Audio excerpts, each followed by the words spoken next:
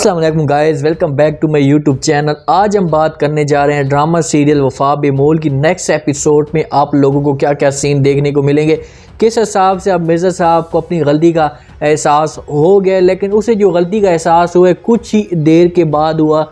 वो कहते हैं ना कि कुछ आया, एहसास आया लेकिन देर बाद आया लेकिन दुरुस्त आया। तो मतलब कि वही वाली बात है। लेकिन जहाँ पर इसको एहसास आया लेकिन बहुत ही देर हो चुकी थी। उस वक्त हानिया की माँ जो अपना काम करनी थी वो कर चुकी थी। जल्दी से हमारे चैनल को सब्सक्राइब कर दें और साथ में बेल आइकन बटन को लाजमी प्रेस कर दें ताकि नई से नई आने वाली वीडियो की नोटिफिकेशन आप लोगों तक बआसानी पहुँच सके। मिर्ज़ा साहब हानिया की माँ के पास आकर बैठ जाते हैं। हानिया की माँ की तबीयत काफ़ी ख़राब होती है, उसके पास आकर बैठ जाता है, उसके आगे हाथ जोड़ता है, उसे कहता है कि न जाने अनजाने में मुझसे कौन कौन सी गलतियां हो गई हैं। मैं अपनी गलती पे खूब शर्मिंदा हूँ, मुझे कुछ भी नहीं पता चला कि मैं उस वक़्त क्या कर रहा था। मैं नाज़िक की बातों पे आ गया था, सबकी बातें मैंने मान ली और आप लोगों को मैंने गलत कह दिया।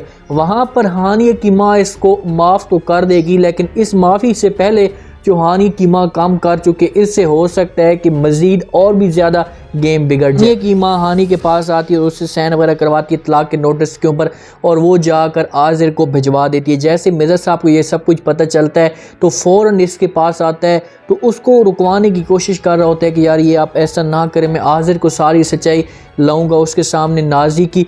अब सारी गेम जो है ना वो मिर्ज़ा साहब के ऊपर आ चुकी है। मिर्ज़ा साहब कुछ करेगा, कुछ जाकर अपने जो होंगे जज्बात अपने जाकर सामने ले गए तो तब जाकर गेम बनेगी, नहीं तो हानिया और आज़िर की अब गेम ख़राब होने वाली। हानिया इस बात से बहुत ही ज़्यादा शर्मिंदा होती है, परेशान होती है।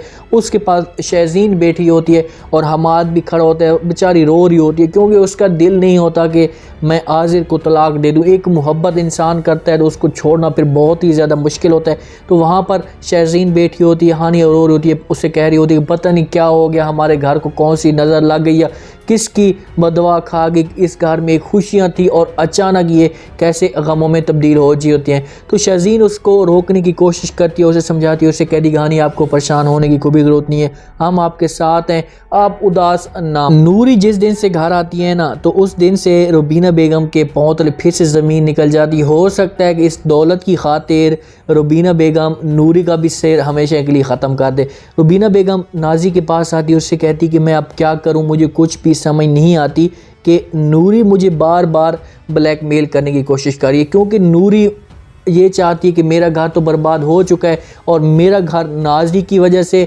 और रुबीना बेगम की वजह से मेरा घर बर्बाद हो चुका है, तो मैं भी अब इनका घर हर सूरत में बर्बाद करके रहूँगी। मतलब कि इन लोगों को मैं भी किसी भी सूरत में खुश नहीं रहने दूँगी। तो रुबीना बेगम नाज़ी को अगर बताती है, उससे कहती है कि आखिर हम करें क्या, मुझे कुछ समझ नहीं आती, नूरी हमें बार बार ब्लैकमेल करने की कोशिश करी और वो कहती है कि मैं जाकर तुम्हारी सारी असलियत आज़िर को बताती हूँ। तो नाज़ी ये अल्फाज सुनती है तो खुश सी हो जाती है। नाज़ी को बड़ा एक आज़िर के ऊपर ट्रस्ट होता है और उसे खुद पे ऊपर बड़ा एतबार होता है कि मेरी आज़िर कोई भी बात को इनकार नहीं करेगा, आज़िर मेरी सारी बातें मानेगा और नूरी की किसी भी बात पे यकीन नहीं करेगा। तो फ़ौरन नाज़ी अपनी माँ को जवाब देती है और उससे कहती है कि आपको परेशान होने की कोई भी ज़रूरत नहीं है, ऐसे आज़िर पागल थोड़ी है, इस पागल इंसान पे, इस झूठी पे ऐसे एतबार कर लेगा, वो तो इसको फिर से बातें सुनाना शुरू कर देगा। उससे कहेगा कि तू तो अपना घर खुद बर्बाद कर चुकी है और ऐसे कैसे कर सकती, तू मेरा घर बर्बाद करना चाहती है, मैं ऐसा कभी भी नहीं कर सकता। लेकिन नूरी के इस बात से जाकर जब आज़िर को ये बातें बताई गई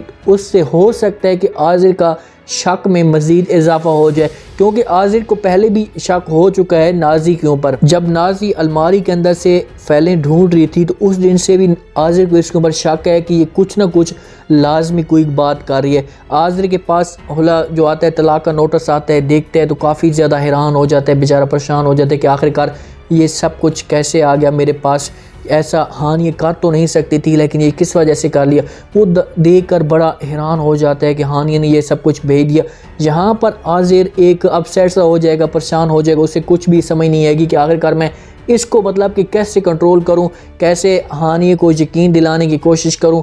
लेकिन नाज़ी की फिर भी उसकी जाल में इस तरह फंसा हुआ है कि वो एक यहाँ पर हो सकता है कि यहाँ पर साइन कर भी दे लेकिन साइन किसी भी सूरत में नहीं करेगा। वहाँ पर मिर्ज़ा साहब इसके पास आ जाएगा, इसको समझाने की कोशिश करेगा, उसे कहेगा कि बेटा आप अपना घर बर्बाद करना चाहते हो, आपके पास कुछ भी नहीं है, ये सिर्फ और सिर्फ आपके पैसे के लिए और आपकी दौलत के लिए ये सब कुछ कर रहे हैं। अब सारा काम मिर्ज़ा साहब को करना पड़ेगा। अगर मिर्ज़ा साहब ने देर कर दी तो देर में आपको पता है कि अंधेर लाजमी है, तो इस वजह से मिर्ज़ा साहब कोशिश ये करे कि वहाँ पर आज़िर के पास जाए, उसे समझाए, उससे कहे कि बेटा ये सब कुछ गलत हो रहा है, आपने सिर्फ और सिर्फ नाजी आपको खाना चाहती है और रुबीना बेगम आपकी दौलत के पास।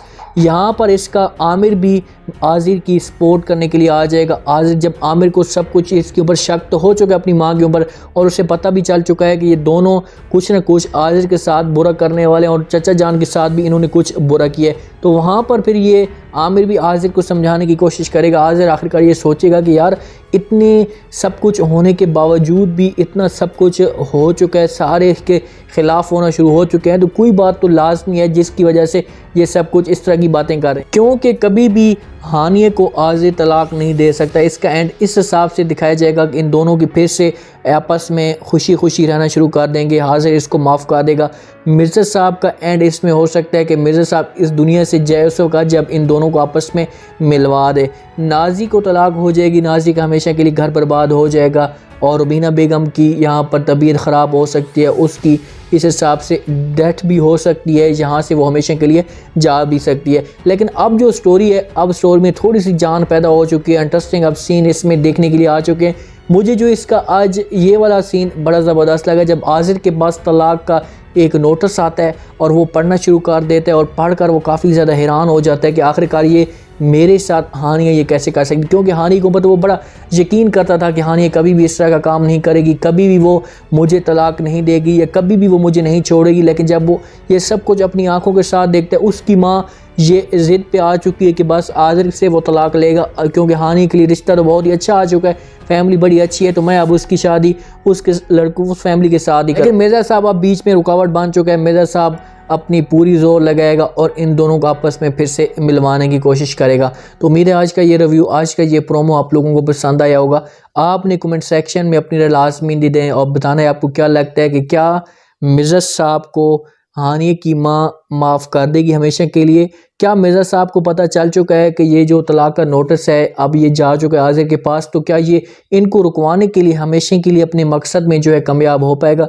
तो आपने कमेंट सेक्शन में अपनी लाज़मी देनी है और चैनल को लाइक सब्सक्राइब लाज़मी कर देना है। शुक्रिया, अल्लाह हाफिज़।